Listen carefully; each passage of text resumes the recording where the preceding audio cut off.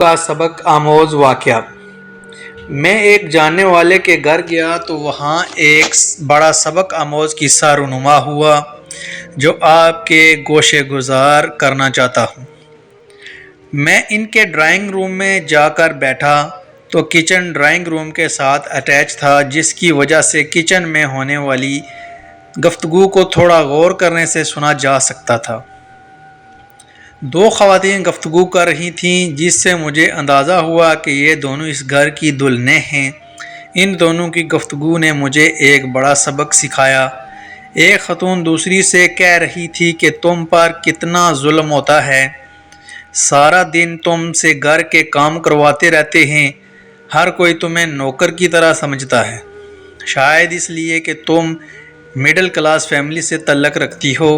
اور مجھے دیکھو، گھر میں سارا دن رانیوں کی طرح راج کرتی ہوں، کوئی مجھے کچھ نہیں کہتا، جس کو کام ہوتا ہے وہ تمہیں کہتا ہے، تمہیں ان لوگوں نے گھر کی نوکرانی بنا رکھا ہے، تم اپنے شوہر کو کیوں نہیں بتاتی یہ سب؟ دوسری خاتون نے انتہائی خوبصورت جواب دیا۔ اس نے کہا، مجھے اس بات پر فخر ہے کہ گھر کے افراد ہر کام کے لیے میرا انتخاب کرتے ہیں، کیونکہ مجھے ان کے کام کرنے سے خوشی محسوس ہوتی ہے، اور جب میں اس گھر کے کاموں کو اپنا سمجھ کر کرتی ہوں تو مجھے تھکن محسوس نہیں ہوتی، اور جب میرا شوہر گھر آتا ہے تو وہ گھر کے ہر فرد سے میرے لیے تعریفی کلمات سنتا ہے تو مجھ سے خوش ہو جاتا ہے،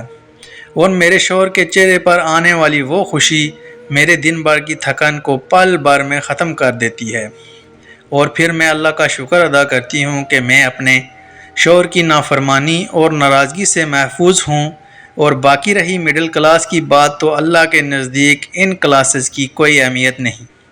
وہ اپنے بندے کو تقوی کی بنیاد پر پرکھتا ہے، اس لیے میں اپنے شوہر کی نافرمان ہو کر اپنے رب کو ناراض نہیں کرنا چاہتی، اس لیے چاہے مجھے کوئی بھی قربانی دینی پڑے۔ اس نیک بخت خاتون کی باتیں سنی تو یقین ہو گیا کہ لازماً اس خاتون کی تربیت کے پیچھے کسی عظیم خاتون کا ہاتھ ہے، جس نے اپنی بیٹی کو ایسے اعلیٰ اخلاق سے مزین کیا۔